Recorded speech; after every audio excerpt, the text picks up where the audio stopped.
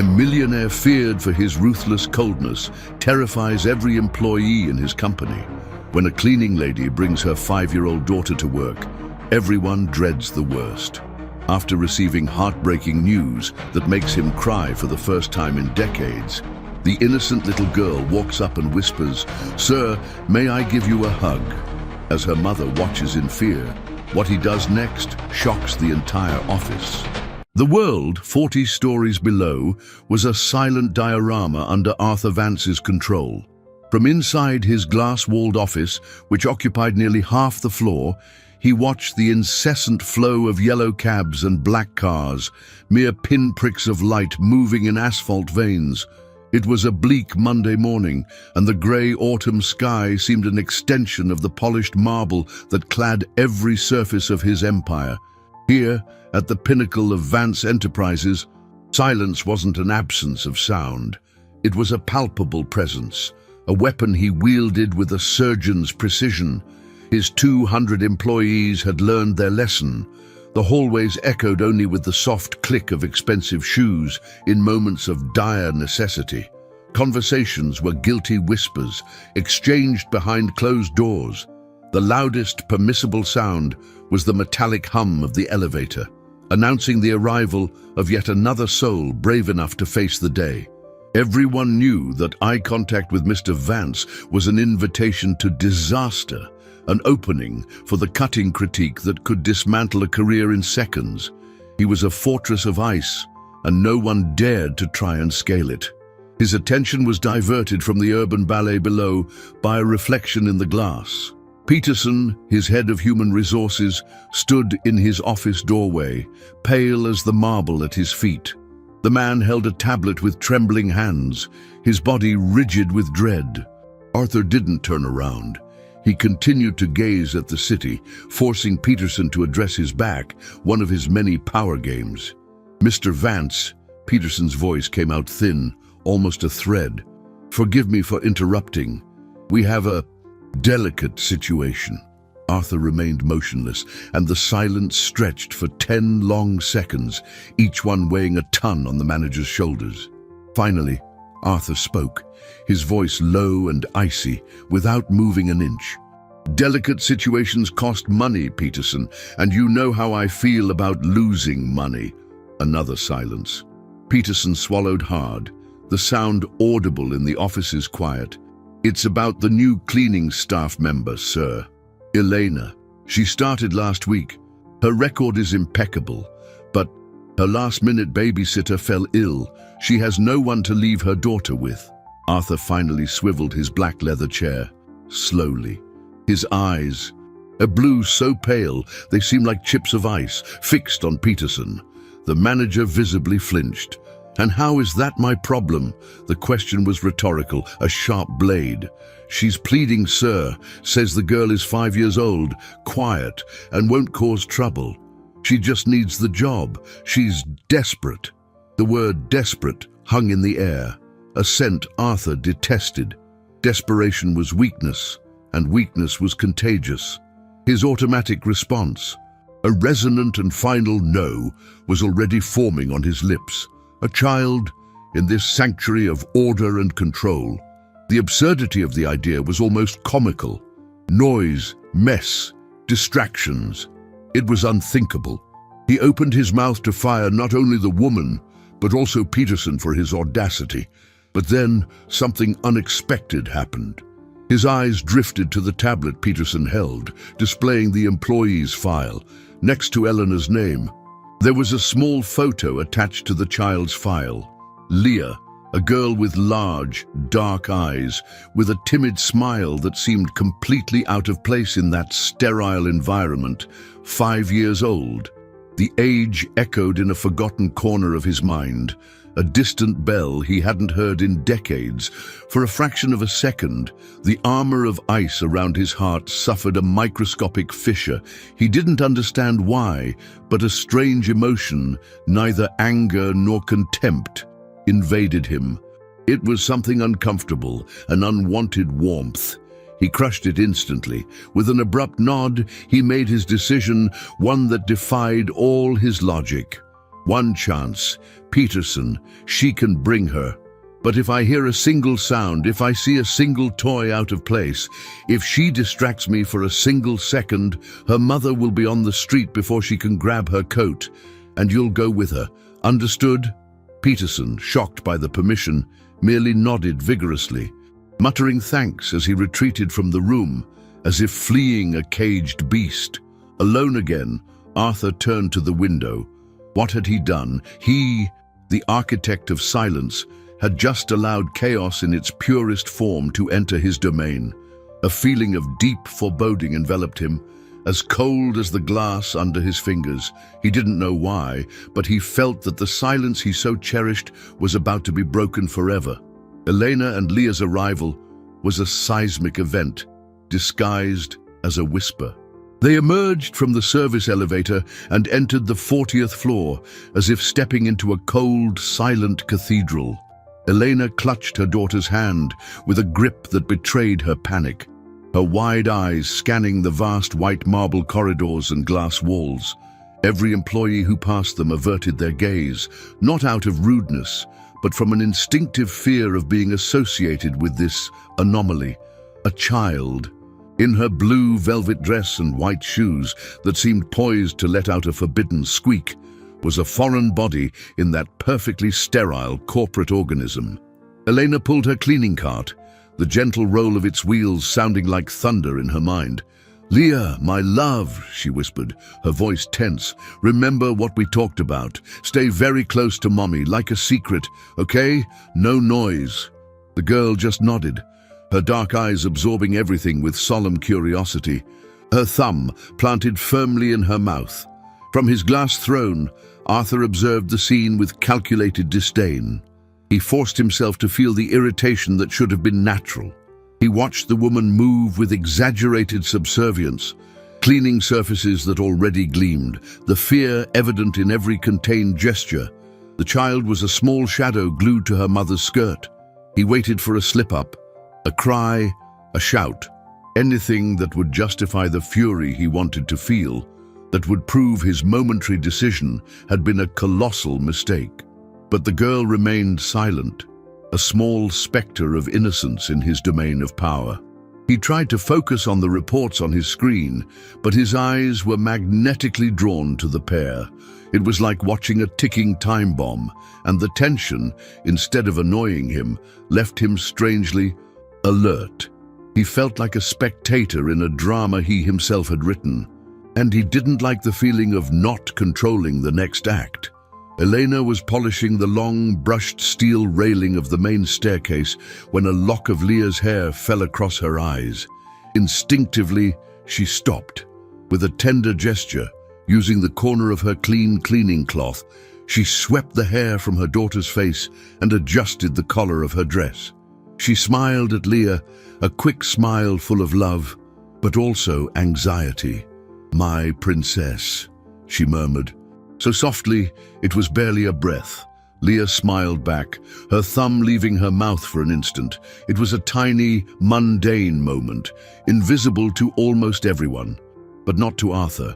The overhead light shone on the scene, framing mother and daughter for a fraction of a second, and it was enough. The image pierced through decades of ice and struck something deep and dormant. Suddenly, the office disappeared. He was no longer on the 40th floor. He was in a living room, bathed in late afternoon sun, the smell of polished wood and fresh coffee in the air. He was a 5-year-old boy, and his father, a broad-shouldered man with an easy laugh, lifted him into the air. "My champion!" his father's voice echoed, not in his auditory memory, but in his soul. He felt the rough touch of his father's beard on his cheek, and the secure embrace that made him feel like he could touch the ceiling. It was a memory of warmth, of security, of an unquestioning love he had buried so deep he'd forgotten its existence. The memory shattered as quickly as it came, leaving a trail of cold and an inexplicable tightness in his chest. Arthur blinked, the vision of the marble office returning with painful clarity. He felt disoriented, as if he'd been yanked from a good dream into a familiar nightmare. The melancholy that followed was a thick, suffocating fog. It was an old ache, a wound he thought had healed long ago. He turned abruptly to his computer, his fingers hovering over the keyboard, but the words on the screen made no sense. That warmth, that feeling of being unconditionally loved. Where and when had he lost it? The question haunted him, unwelcome and corrosive. Irritated with himself, with the woman and the child who had conjured that ghost, he stood up, determined to end it. He walked to the glass, ready to shout, to fire, to restore his cold order. But at looking down, his breath caught in his throat. Elena was at the end of the corridor, her back to him, and there, standing directly in front of his glass door, was the girl, alone. She wasn't making noise. She wasn't touching anything. She was just standing there, her head tilted to the side, looking directly at him with those large, unfathomable eyes, as if she could see through the glass, through the anger, and straight into the wounded child he had just rediscovered within himself. Time seemed to freeze. Arthur Vance's universe, once a Swiss watch of precision and predictability, now came down to that small space between him and the girl on the other side of the glass. Her eyes held no fear, no reverence, just a pure, disarming curiosity he hadn't seen on a human face in over 30 years. Every instinct in his body screamed at him to stand up, open the door, and end this charade with the icy fury that was his trademark. But he couldn't move. The image of his father lifting him into the air still shimmered at the edges of his consciousness, a ghost of warmth in a mausoleum of ice. He was paralyzed, a king on his glass throne, suddenly powerless before the least of his subjects. The sound of hurried footsteps and a gasp of panic broke the spell. Eleanor appeared at the turn of the corridor, her face a mask of terror at seeing Leah standing in front of the lion's den. "Leah, my God, get over here now!" she hissed, her voice laden with a panic so profound that Arthur could almost physically feel it. But before Elena could grab her daughter's arm, Leah moved, not towards her mother, but to the side, her pinky finger pointing to the side wall of Arthur's office, a wall he barely noticed, but which was, in fact, a massive, floor-to-ceiling aquarium. It was his only personal luxury, a silent, controlled ecosystem of vibrant corals and exotic fish that moved with indifferent grace. It was the only form of life he tolerated in his proximity, for it demanded nothing from him. "Look, Mommy, fishies!" Leah's voice, though a whisper, rang like a bell in the oppressive quiet. She pressed her palms against the corridor glass, her face lit by the aquarium's blue and purple lights. "That one's blue as my dress." Arthur watched, fascinated against his will. No one had ever commented on his aquarium. It was part of the furniture, an expensive, ignored detail. To see the genuine joy on the girl's face was like witnessing a rare and inexplicable natural phenomenon. Elena, mortified, grabbed Leah's hand. "I'm sorry, sir, so sorry." "She won't bother you again. It's an emperor angelfish." The words came out of Arthur's mouth before he could stop them. His own voice sounded strange to his ears, devoid of its usual steel edge. It was just informative. Elena froze, her jaw dropping. Leah turned her head, her eyes sparkling. "Emperor? Is he a king?" Arthur found himself walking slowly towards his office's glass wall until he was a few feet from the girl, separated only by the transparent partition. "In a sense," he replied, the stiffness in his shoulders decreasing a millimeter. "He's the dominant one in the tank." Leah pointed to a vivid yellow fish with black stripes. "And that one, he looks like a sunbeam." The simplicity of the observation disarmed him. "Butterfly fish," he said, the technical name coming out of pure habit. "They are bright." It was the first time in years he had used such a simple, subjective word to describe something. At that exact moment, Peterson passed by in the corridor. He stopped abruptly, his eyes widening at the impossible scene. Arthur Vance, the tyrant, the iceberg, talking through the glass with the cleaning lady's daughter about colorful fish. Peterson's mouth opened and closed like one of the aquarium's inhabitants. He slowly backed away, disappearing from view, but Arthur knew the damage was done. The secret of that bizarre interaction would soon spread like wildfire. The realization didn't enrage him as it should have. Instead, a strange calm enveloped him as he watched Leah. The girl, satisfied with the answers, finally allowed her mother to pull her away. But after a few steps, she stopped and turned. She didn't look at the fish this time. She looked directly at him, her head tilted again, her gaze serious and penetrating. "Mister," she said, her voice clear and firm, piercing the glass as if it didn't exist. "Why are you sad? Your eyes look like they're going to cry." The girl's words hit Arthur with the force of a punch to the gut. "Why are you sad? Your eyes look like they're going to cry."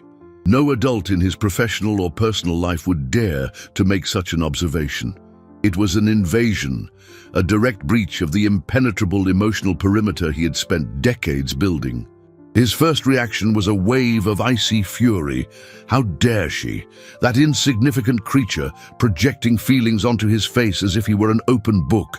He should fire her mother right then and there, make an example that would echo through those marble corridors for years.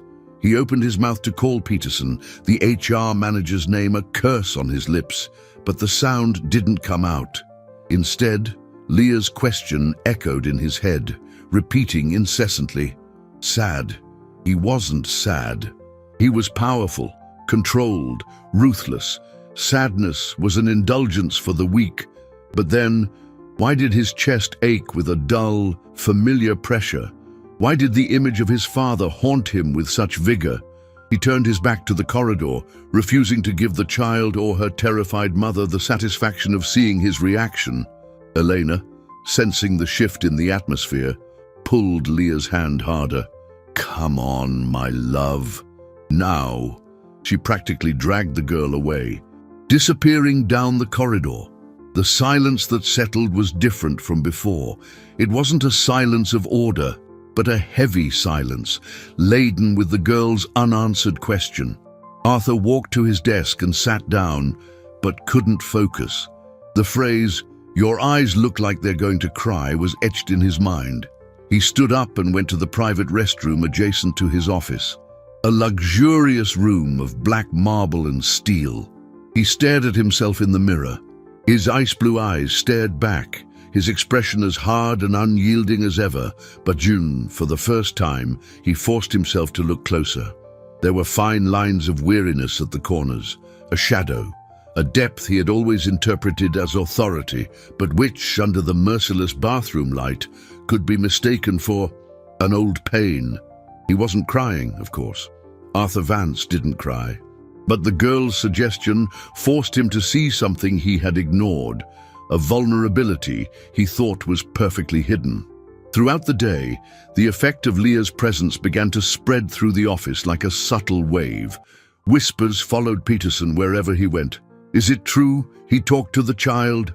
People risked peeking down the corridor, hoping to catch a glimpse of the small anomaly who had apparently humanized the monster. The atmosphere, usually taut as a piano wire, relaxed an imperceptible degree. Two junior analysts exchanged a discreet smile at the water cooler. The head of the marketing department, a man who lived on the verge of a panic attack, was seen squaring his shoulders. Arthur's reputation, the most powerful weapon in his arsenal, was being eroded by a 5-year-old girl and her observation about fish. In the afternoon, he received a call on his direct line. It was from Marcus Thorne, one of the company's major investors, a man as ruthless as Arthur, but without his subtlety. "Arthur, what's this story I'm hearing?" Thorne's voice sounded oily and concerned. "Rumors that you're distracted, that you're allowing civilians to roam the executive floor. My contacts say the vibe there is weird. Don't tell me you're getting soft in your old age." Arthur gripped the phone tightly, his anger finally finding a suitable target. My methods are not up for discussion, Marcus. Last quarter's profits speak for themselves. Profits are about the future, Arthur, and the future depends on your reputation for being an unyielding bastard. Don't lose sight of that. The call ended, leaving a bitter taste in Arthur's mouth. Thorne was right. His image was his capital, and it was being threatened from within. He needed to reassert his control, crush that nascent sentimentalism before it bloomed. Determined, he stood up, ready to go to where Elena was working and finish what he had started. He would end this distraction once and for all. But as he passed his office's glass wall again, his gaze fell on a small object on the corridor floor, right where Leah had been standing. It was a tiny ladybug hair clip, fallen and forgotten. He stopped, looking at the small spot of color on the monochromatic floor. It was such an insignificant object, so out of place, and yet it seemed to hold immense weight. He found himself imagining the girl's small fingers trying to fasten it in her hair that morning, a simple gesture, full of life, a gesture that didn't exist in his world. He reached for the doorknob, conflict stirring within him. Reason told him to crush this invasion, but something else, something old and forgotten, urged him to open the door, pick up the small ladybug, and what? He didn't know. And that uncertainty was the most terrifying feeling of all. Arthur's hand hovered over the cold steel doorknob, a bridge between two worlds. The world of absolute control he knew, and the unknown, chaotic territory the small ladybug hair clip represented. Logic, sharp as a blade, screamed at him to ignore the object, call security, have the corridor cleaned, and erase any trace of that intrusion. But the image of Leah's serious eyes, questioning his sadness, held him captive. He was not a man of impulses, but in that moment one overcame him. Slowly, he turned the knob. The soft click of the lock echoed in the silent corridor, a sound of capitulation. He opened the door, stepped out of his sanctuary, and crouched down. The movement was strange, awkward. His knees protested, unaccustomed to such an act of humility. With fingers that signed multi-million-dollar checks, he picked up the small plastic clip. It was light, almost insignificant in his hand, but the warmth that seemed to emanate from it was real and disconcerting. He stood up, the ladybug hidden in his closed palm, and began to walk down the corridor with no clear destination, just following the faint, rhythmic sound of a mop on the floor. He found Elena and Leah at the end of a less busy wing, near the archives. Elena was cleaning the floor with quick, efficient movements, her face still tense. Leah was sitting on a small plastic stool her mother had brought, drawing in a notebook with a red crayon. She was completely absorbed, her tongue pressed between her teeth in concentration. The scene was so domestic, so normal, that it seemed surreal in that corporate environment. Arthur stopped a few feet away, watching them. Elena didn't notice him, her back to him. Leah, however, sensed his presence. She looked up, and her eyes met his. This time, there was no surprise, just a silent recognition. She didn't smile, but she didn't look away either. Arthur took a step forward. "Miss," he said, his voice hoarser than he intended. Elena spun around with a start, the mop falling from her hands with a dull thud. Her eyes widened in terror, and she instinctively placed herself in front of Leah like a lioness protecting her cub. "Mr. Vance, I'm sorry, we're almost done here. We won't bother you." "You dropped this!" Arthur interrupted her, opening his hand. The small red and black ladybug rested in his palm, a vibrant speck of color against his pale skin. Elena looked from the clip to his face, confusion and fear battling in her features. She couldn't process the image, the most feared man in the city, offering her daughter's hair clip. Leah peeked from behind her mother.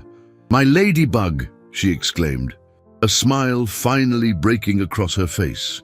She scurried from under Elena's protective arm, walked to Arthur, and, with surprising delicacy, took the clip from his hand. Her small fingers brushed his skin for an instant, a touch as light as a butterfly's wing, but one that sent a shockwave up Arthur's arm. "Thank you, mister," Leah said, her voice serious again. "It gets lost all the time." He merely nodded, unable to formulate a response. Elena watched, her mouth slightly agape, panic giving way to mute astonishment. She seemed to be witnessing a miracle or a hallucination. "We should go," she murmured, gently pulling Leah back. "Thank you very much, sir." They moved away, and Arthur stood in the middle of the corridor, his palm still tingling where the girl's fingers had touched him. He felt a strange emptiness where the clip had been. He returned to his office and closed the door, the click concluding the episode. But something had changed. The office seemed larger, emptier, the silence deeper and less comforting. He looked at the city outside but saw no power or control. He saw only a million small lives, full of lost ladybugs, crayon drawings, and gentle touches. He felt as if a door had opened in his soul, a door he hadn't even known existed, and a cold, lonely draft was blowing through it. That night, for the first time in many years, Arthur Vance had difficulty sleeping, haunted by the ghost of a touch and the growing certainty that the wall he built to keep the world out had also trapped him within. The week progressed at a strangely altered pace. Leah's presence, though confined to whispers and discreet movements, acted as a chemical catalyst in Vance Enterprises' sterile environment. Arthur's interactions with the girl were rare and brief, a nod in the corridor, a glance exchanged through the aquarium glass, but each sent ripples throughout the floor. Employees, previously terrified, now observed their boss with a mixture of fear and fascination. They began to call Leah, in whispers, the charm.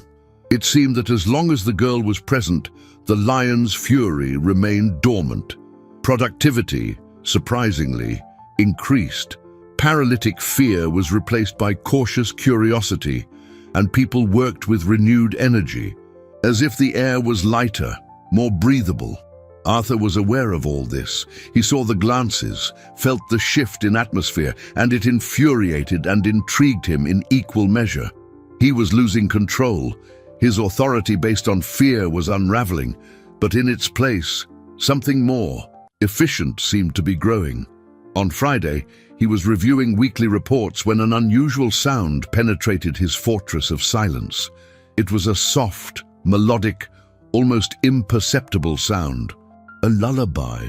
He frowned, raising his head. The sound came from the corridor. He stood up and walked to the door, irritation growing. He opened it a crack and looked out. At the end of the corridor, in a small nook near the break room, Elena was cleaning the cabinets. Leah was sitting on the floor, leaning against the wall, her eyes heavy with sleep. And Elena was singing to her.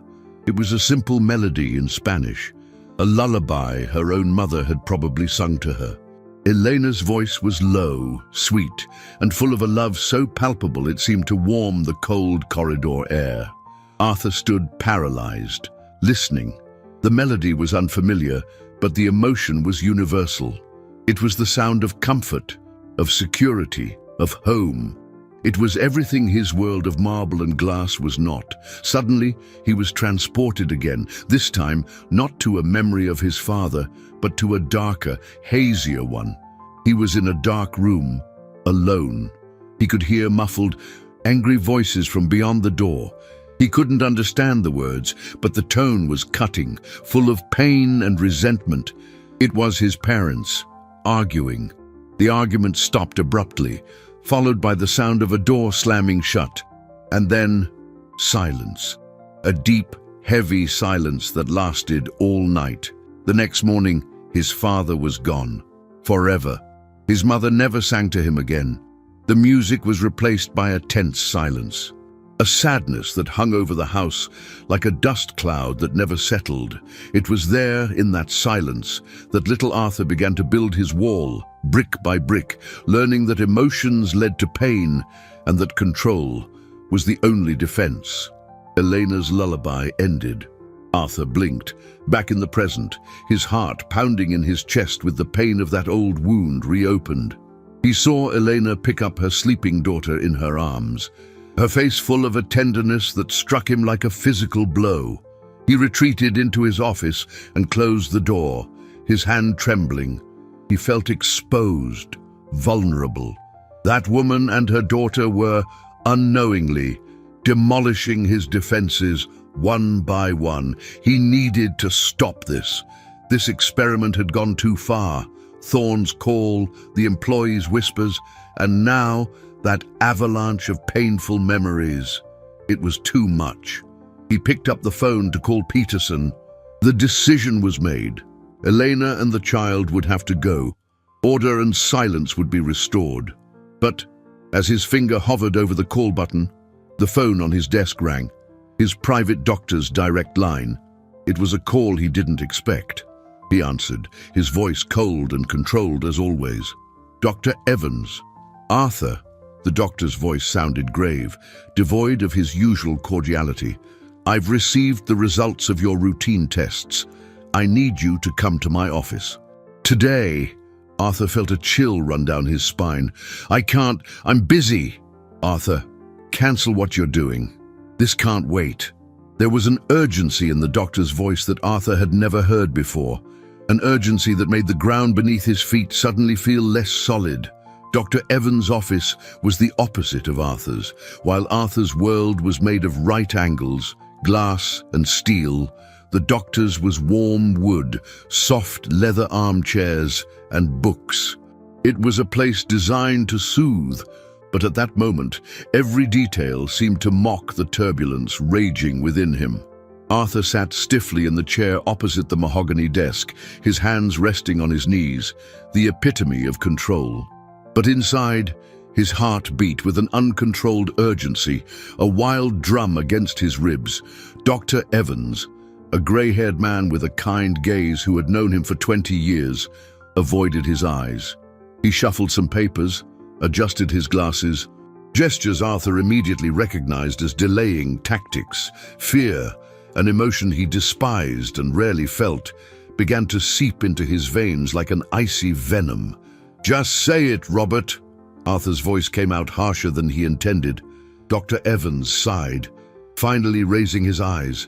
The compassion in them was almost unbearable. Arthur, the results of your echocardiogram and blood tests show something we cannot ignore. He paused, choosing his words carefully. You have a condition called idiopathic dilated cardiomyopathy. In layman's terms, your heart muscle is weakened and enlarged. It's not pumping blood as efficiently as it should. Arthur processed the information clinically, as he would a business report. Weakened muscle. Inefficient. These were terms he used to describe failing companies, not his own body. What's the prognosis? He asked, his voice devoid of emotion. Dr. Evans hesitated. It's serious. The disease's progression varies, but in your case, it appears to be at an advanced stage. With medication and drastic lifestyle changes, we can manage symptoms, improve your quality of life. But we need to be realistic. I don't pay you to be vague, Robert. Be realistic. How long? The question hung in the air, brutal and naked. The doctor leaned back in his chair, his face aging before Arthur's eyes. Without a heart transplant, which is a long and uncertain process, the life expectancy for someone with your condition at this stage is 1 to 2 years, perhaps less. 1 to 2 years. The words made no sense. They were like a foreign language. He, Arthur Vance, the man who planned his acquisitions 5-10 years in advance, now had his future measured in months.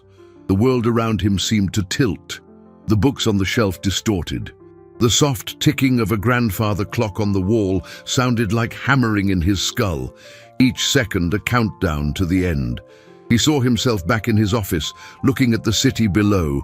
His city, his empire, all of it, built with decades of sacrifice, of self-imposed solitude, of a coldness that froze any relationship. For what? To leave it all behind in a matter of months. The irony was so cruel, so overwhelming, that a strange sound escaped his throat. a sound that began as a choke and transformed into a dry, bitter laugh. He stood up, the chair scraping noisily on the Persian rug. "Thank you, Robert," he said, his voice surprisingly calm. He walked to the door, his body moving purely by instinct, his mind a whirlwind of denial and panic. "Arthur, wait," Dr. Evans said, standing up. "We need to discuss treatment, next steps." But Arthur was already in the corridor, moving quickly, ignoring the receptionist's curious glances. He entered the elevator, pressed the ground floor button, and leaned against the cold metal wall as the world rose around him. He didn't go back to the office. He couldn't. Instead, he began to walk, aimlessly, through the streets of a city that suddenly seemed strange and hostile. The sounds, the people, the lights, everything was an assault on his senses. He, who controlled everything from the top of his tower, was now lost in the crowd, just another anonymous face walking towards oblivion.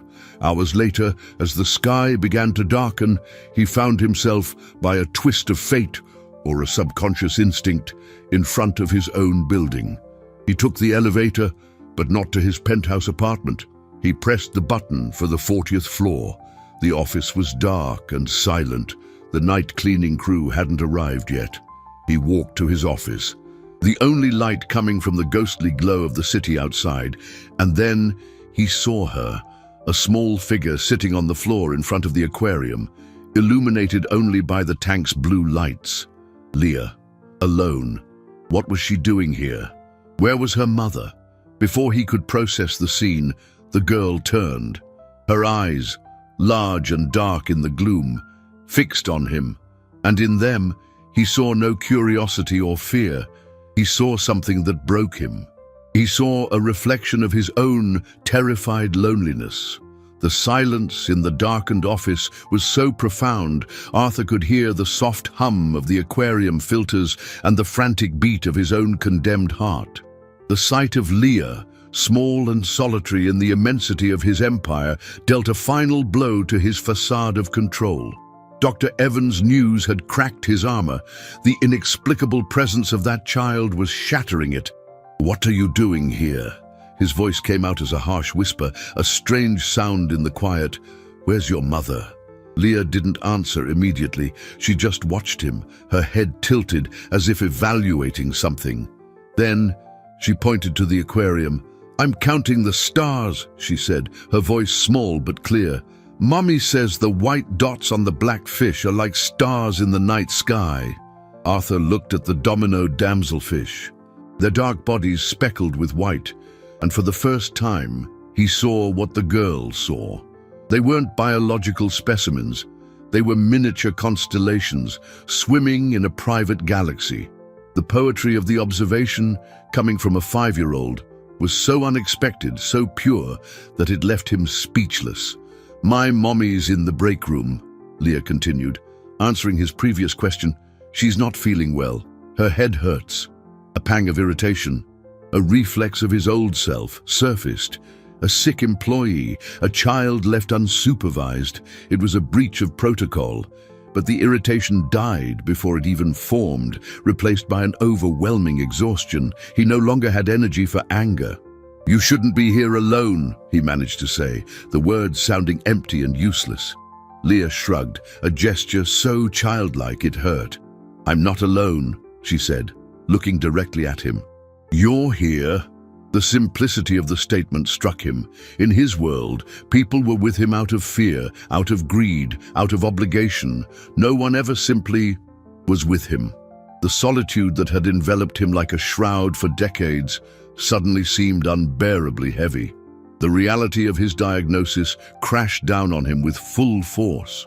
1 to 2 years. He was going to die, alone, as he had always lived. The realization was so brutal, so visceral, that his legs gave way. He leaned against his office's glass wall, the coldness of the material penetrating his expensive suit. He slid down the wall to sit on the marble floor, the sound of his body falling echoing softly in the cavernous space. He lowered his head into his hands, not to hide tears. He didn't cry, but to try and contain the world that was spinning out of control. The empire, the billions, the reputation, everything dissolved into a haze of insignificance.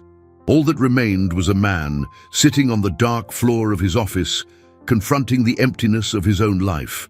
And then he felt it, a small movement near him, the rustle of a dress. He raised his head and saw Leah standing a few inches away. Her large, dark eyes were filled with a solemn concern, an empathy he didn't deserve. She extended her small hand and touched his knee. "Does it hurt?" she asked, her voice soft as velvet. He couldn't answer. A knot formed in his throat, a knot of pain, regret, and a fear so deep it choked him. He just shook his head, an almost imperceptible movement. The girl watched his face for a long moment, as if reading a sad story. And then she did the unthinkable. She moved closer, wrapped her small arms around his neck, and hugged him. "Mommy says hugs make the pain go away," she whispered in his ear, her breath warm and sweet against his skin. The shock of the physical contact, so unexpected and so genuine, broke the last dam within him.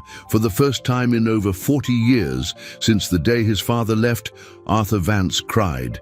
They weren't loud, dramatic sobs, but silent, warm tears that streamed down his face and were lost in his shirt collar. A deluge of pain for a life lived in the shadow of power and the absence of love. And in that child's arms, he was not a millionaire. He was just a man, broken and afraid, receiving a comfort he never knew he desperately needed. Time seemed to dissolve in that embrace. For Arthur, it could have been seconds or hours. The outside world, with its fatal diagnoses and crumbling empires, vanished, replaced by the overwhelming sensation of Leah's small arms around his neck and the sound of his own broken heart finally breaking free. The tears he shed were not just for the time he had left, but for all the time he had lost. For every human connection he had rejected, every outstretched hand he had pushed away. He cried for the lonely child he had been and the empty man he had become. The sound of a muffled cry and quick footsteps tore them from that momentary sanctuary. Elena appeared at the office entrance, her face pale with horror, her eyes wide at seeing her daughter embracing the most feared man in the city, who in turn was visibly shaken. Her panic was a force of nature, impure and primal. "Leah, let go of him." "Oh my God, Mr. Vance, I'm so sorry. I don't know what got into her. I just closed my eyes for a minute. I swear, please don't." She rushed forward, ready to pull her daughter away, words tumbling out in a desperate plea to save her job, her security, her life. Arthur raised a hand, a gesture that would normally silence an entire boardroom. But this time, there was no power in it, just a trembling vulnerability. "It's all right," he managed to say, his voice hoarse and unrecognizable. Leah, sensing the shift in tension, slowly pulled away, but kept her small hand on his arm as if to anchor him. She looked at her mother, then back at Arthur, a small bridge between two worlds of fear and pain. Elena froze, the scene before her defying all logic. The man who humiliated executives for sport was sitting on the floor, his eyes red, allowing her daughter to touch him. The incongruity was so shocking that her own fear wavered, replaced by stunned confusion. She saw the wet stain on his shirt collar, noticed the devastation on his face, and the narrative she had built about him. The monster, the tyrant, began to crumble. "Sir, are you okay?" The question escaped her lips before she could stop it, genuine concern overriding her fear. The simple question, coming from a woman who had every reason to fear him, was almost as disarming as Leah's hug. He looked at Elena, truly saw her for the first time, not as the cleaning lady, but as a woman, a mother, someone who understood pain and concern. In her eyes, he saw no judgment, only cautious compassion. And it was the expression in her eyes that made him realize something terrible. Her fear wasn't just about losing her job. It was deeper, darker. It was a fear that came from a place where losing a job didn't just mean financial hardship, but a return to real, immediate danger. He didn't know how he knew, but the certainty hit him with cold clarity. That woman was running from something, or someone. The job at Vance Enterprises wasn't just a livelihood, it was a sanctuary. And he, in his arrogant ignorance, had almost taken it from her. No, he answered honestly to her question. I'm not okay. The confession, the first he had made to another human being in decades, hung in the air, laden with immense weight. He stood up slowly, feeling old and fragile. He looked from Elena, with her deep and silent fear, to Leah, with her innocent wisdom, and then to his own reflection in the dark glass. 3 wounded souls, brought together by chance at the top of a tower of solitude. Go home, he told Eleanor, his voice firmer now. Take your daughter. Take the rest of the week off, with pay. Elena stared at him, shocked. But sir, the work can wait. He cut her off, but without his usual impatience. Just go. She hesitated, then nodded, still looking disoriented. She took Leah's hand and began to walk away. Before disappearing down the corridor, Leah turned and looked at him. Will you get better? She asked. Arthur looked at the small figure who had broken his defenses with a simple hug. I don't know, he replied, the honesty exhausting him, but I'll try. Alone again, Arthur walked to his desk. The order and control he so cherished had vanished. In their place, there was a mess of emotions, fears, and an unexpected, terrifying connection to 2 strangers. He looked at the papers on his desk, reports, projections, contracts. Everything seemed ridiculous, meaningless. And then he saw.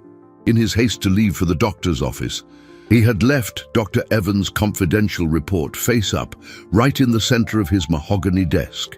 The word cardiomyopathy was in stark capital letters, visible to anyone who looked.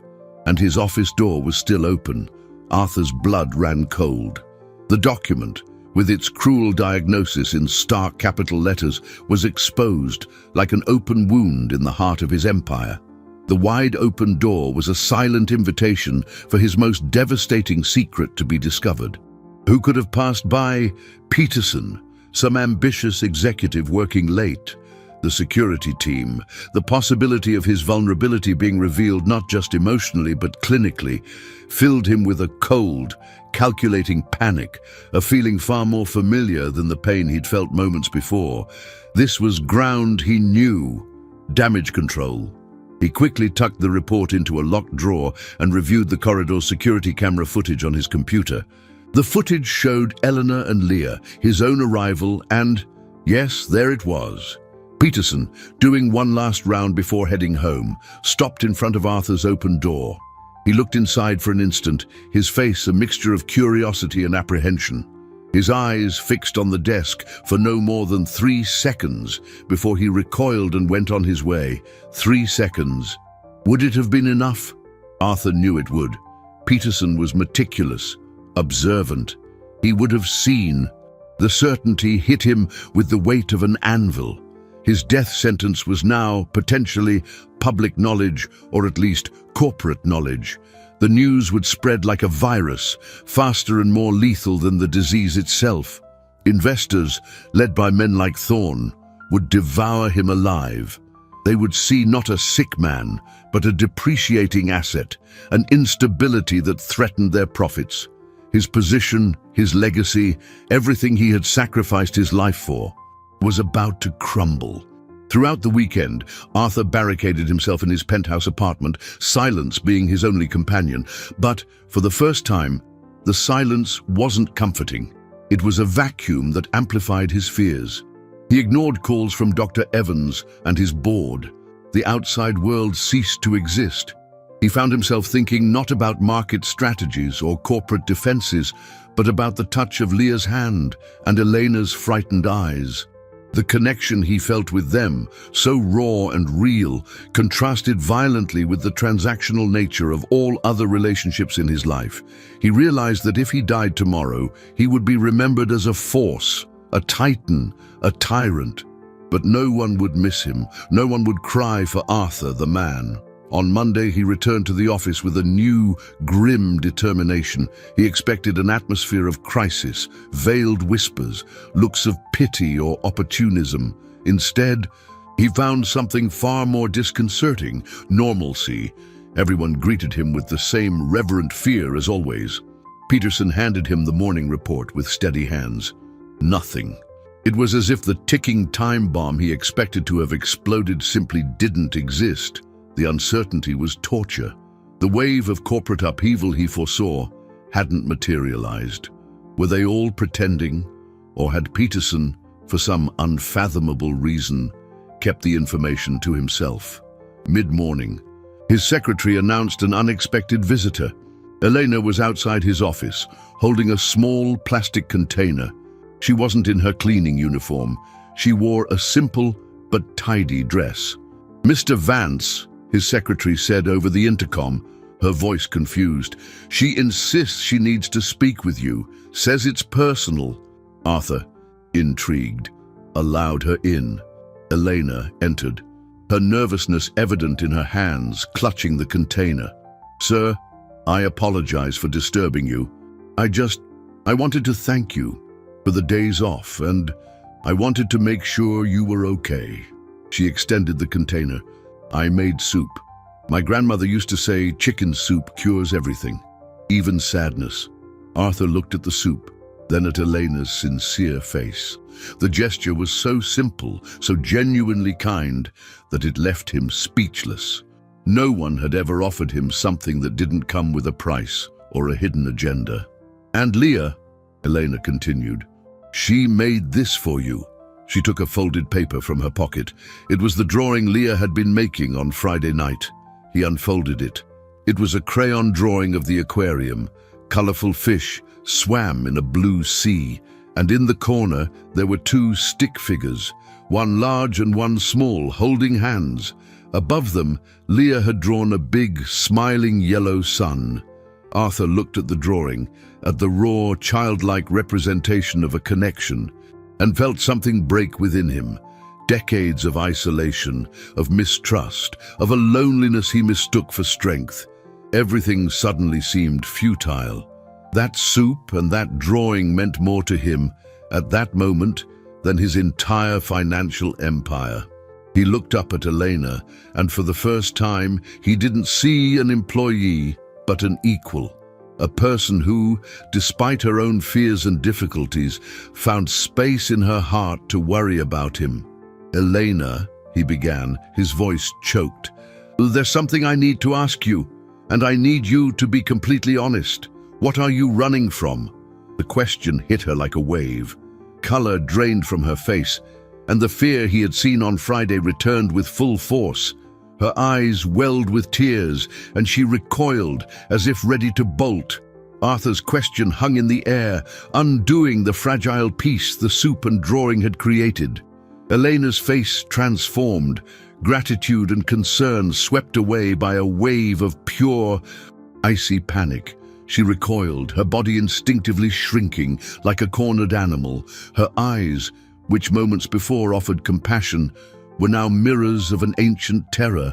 The tears that welled were not of gratitude, but of fear. The reaction was so violent, so visceral, that it confirmed Arthur's suspicion in a way no words could. He immediately regretted the bluntness of his question. The old Arthur would have used that vulnerability as a weapon. The new Arthur felt an overwhelming need to disarm her. He raised his hands in a gesture of peace, his voice soft, devoid of any authority. "Elena, please, you're safe here. Sit down." He indicated the leather chair in front of his desk, a place even his vice presidents occupied with trepidation. She hesitated, her body trembling, her gaze darting to the door, calculating her escape route. But then her eyes met his. And she saw the same vulnerability she had seen on Friday. There was no trap in his gaze, only a quiet, weary concern. He wasn't a predator about to strike. He was a wounded man offering shelter to another wounded being. Slowly, as if her limbs were made of glass, she sat on the edge of the chair, the soup container forgotten in her lap. "My ex-partner," she whispered, her voice so frail he had to lean in to hear. Leah's father. "Marco," saying the name aloud seemed to steal her breath. He won't leave us alone.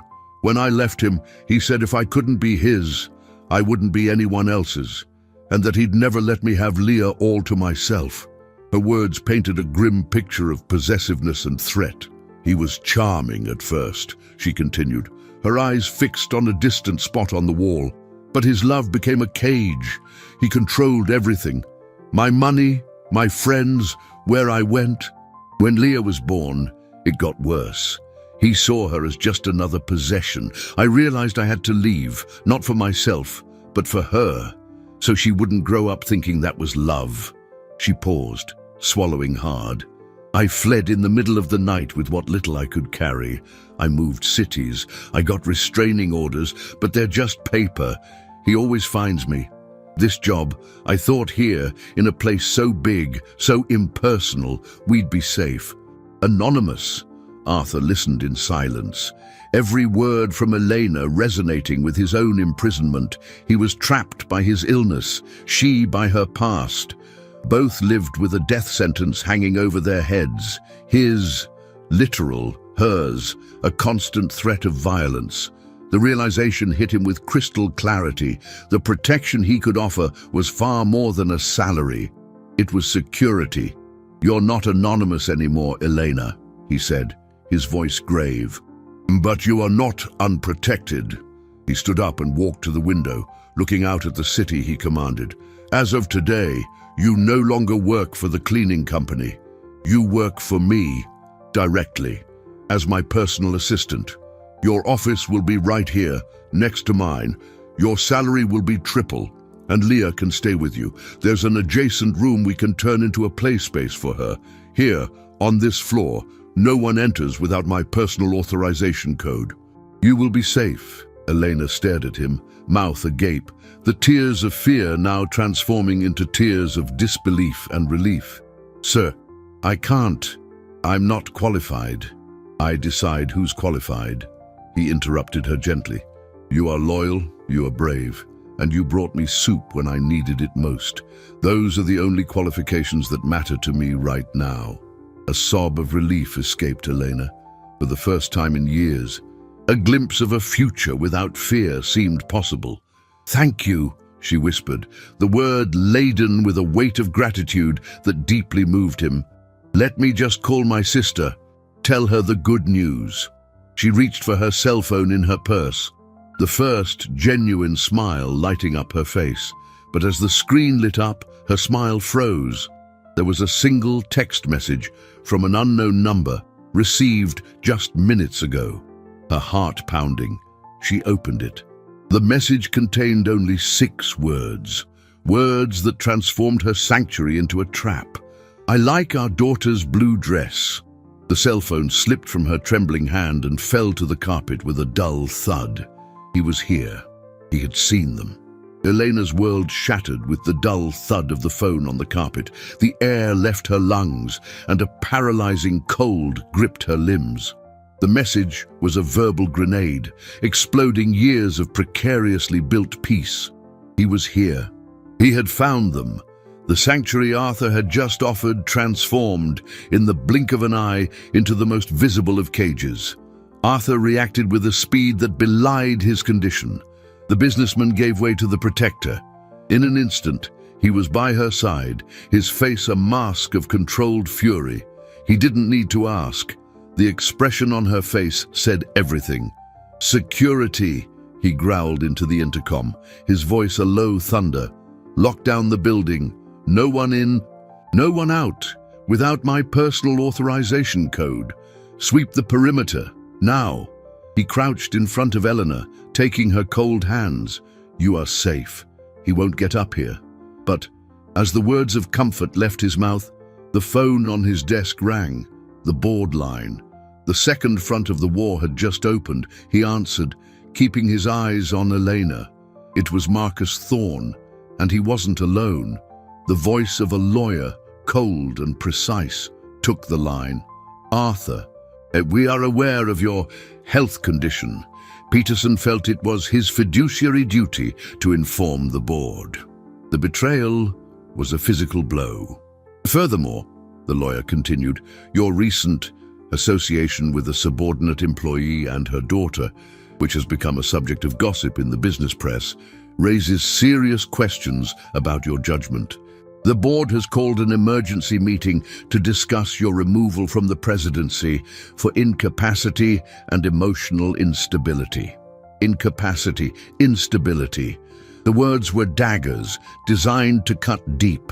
They were using his newfound humanity, the very connection that was saving him, as the weapon to destroy him. In the midst of that double assault, the physical threat on the ground floor and the corporate ambush at the top, his body betrayed him. A sharp, searing pain shot through his chest, like an iron band tightening around his heart. The air grew thin. He leaned on the desk, his breath caught, the world tilting dangerously. Elena, seeing his anguish, stood up, her own fear forgotten for a moment. "Mr. Vance, what is it?" He raised a hand, trying to signal he would be okay. But the pain was a cruel reminder of his mortality. He was fighting a war on three fronts, against a monster from the past, against the sharks he himself had created, and against the rebellion of his own body. The lawyer continued, his voice relentless. "We suggest you step aside discreetly, Arthur. If you fight this, we'll use everything. Your condition, your erratic behavior, will make it look like a sick, sentimental old man is sinking the company on a whim. Your reputation will be destroyed." The choice was clear and brutal. Hide, retreat, protect what remained of his legacy and perhaps his health, which would mean abandoning Elena and Leah to their fate, or fight. Fighting would mean exposing everything, his illness, his relationship with them, making them an even bigger target for the media and, consequently, for Marco. The intercom buzzed again, the head of security's voice, urgent.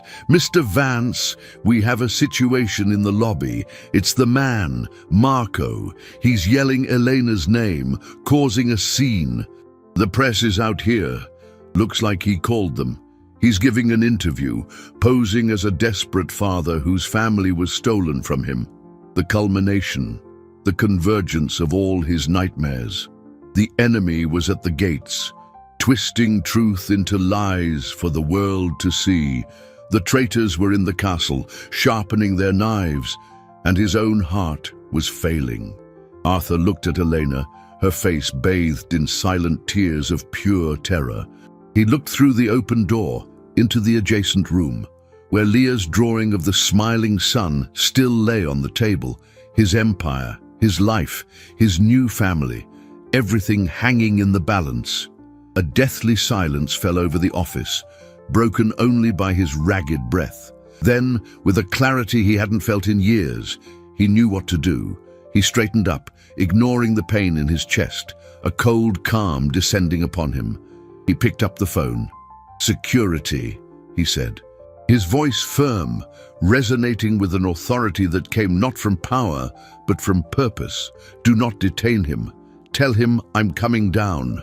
The descent in the glass elevator was the longest of Arthur's life. With each floor that passed, he saw the chaos in the lobby approaching, a media circus in full swing. Cameras flashed like lightning, reporters jostled, and at the center of it all, Marco.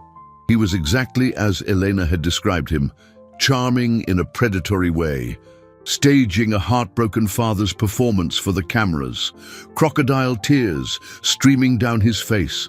Beside Arthur, Elena trembled uncontrollably, her face devoid of color. "Don't do this," she whispered, her voice broken. "He's dangerous. He'll hurt you." Arthur placed his hand over hers, a firm, reassuring gesture.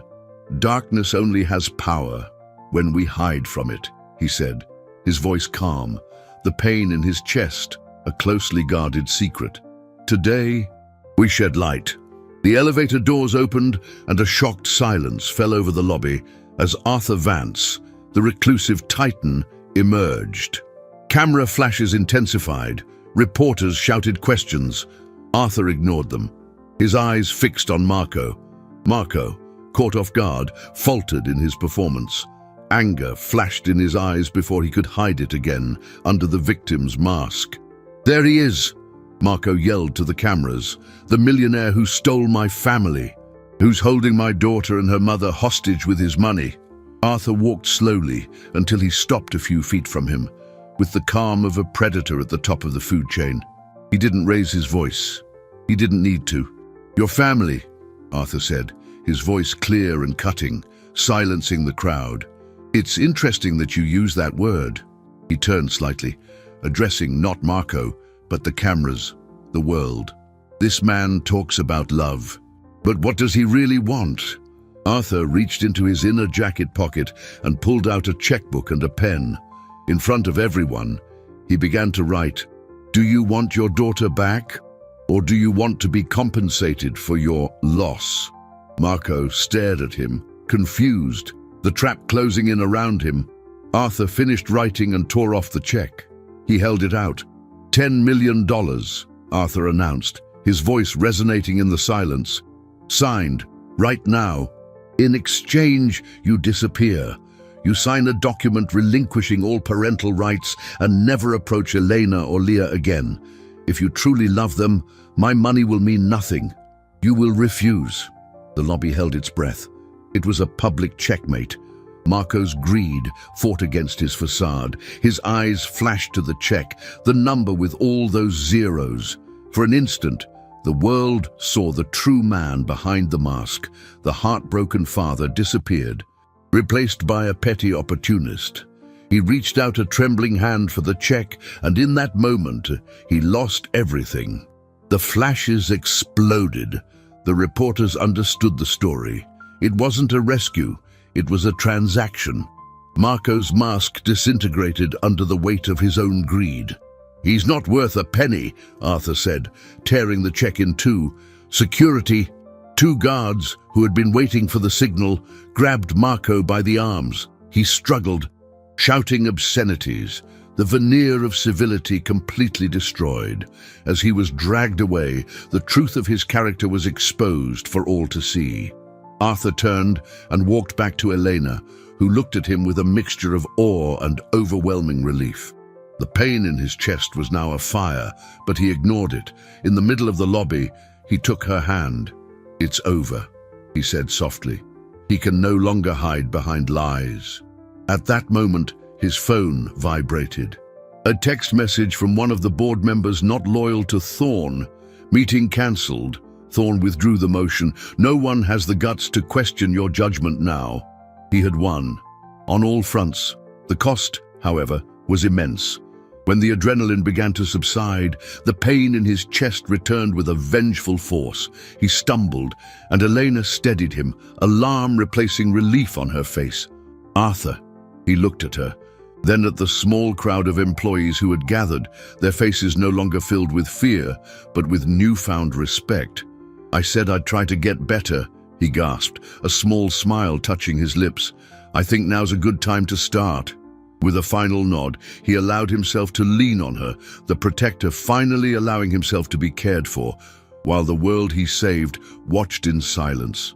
8 weeks after that dramatic confrontation in the lobby, the 40th floor of Vance Enterprises was unrecognizable.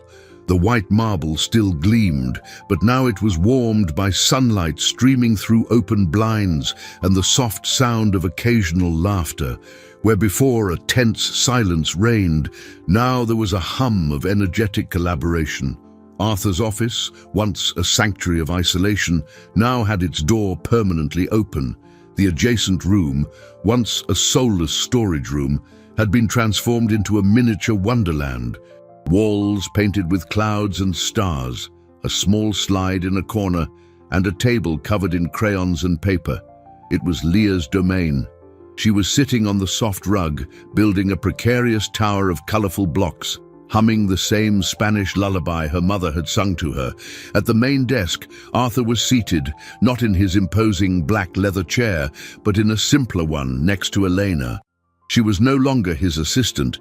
She was his partner, the Vice President of Corporate Social Responsibility, an entirely new department he had created.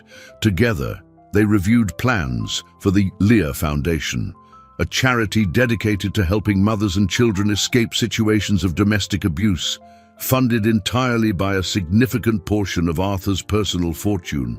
He looked different, thinner, perhaps, but his eyes, once chips of ice, now held the warmth and depth of a summer sky. The heart transplant surgery had been a success. He had a new heart, literally and figuratively. The waiting list, which should have taken years, was miraculously shortened by an anonymous donation. Years later, he would discover that Peterson, in an act of loyalty and repentance, had used his life savings to make a substantial donation to the hospital in Arthur's name, speeding up the process. Peterson's, in turn, was promoted. He was now the head of a human resources department that genuinely cared about humans. Employees had on-site daycare, flexible hours, and a wellness program that became a model for other companies. Productivity and loyalty soared. It turned out that leading with compassion was far more profitable than leading with fear.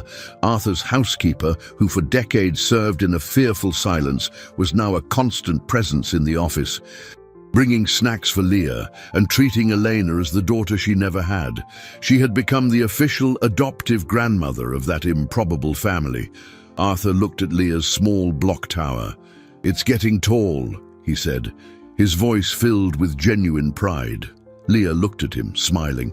"Not as tall as your building," she replied with the logic of a 5-year-old, "but it's more colorful." Arthur chuckled, a genuine, warm sound that echoed through the office.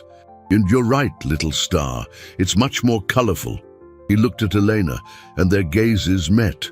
No words were exchanged, but everything was communicated.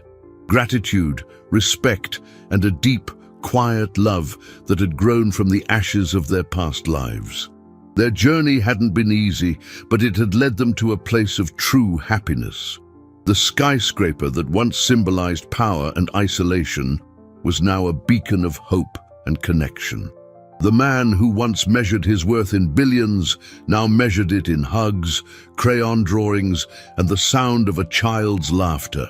He had learned the most important lesson of his life. True wealth wasn't in accumulating power to protect oneself from the world, but in using that power to protect others. True strength wasn't in the wall he had built around his heart, but in the courage to let it crumble at the touch of a small hand. He leaned back in his chair, the steady rhythm of his new heart, a gentle reminder of his second chance, and watched his family. The afternoon sun streamed through the window, bathing the scene in a golden light. Leah's block tower finally collapsed, and instead of crying, she laughed, immediately starting to rebuild it, stronger and brighter than before.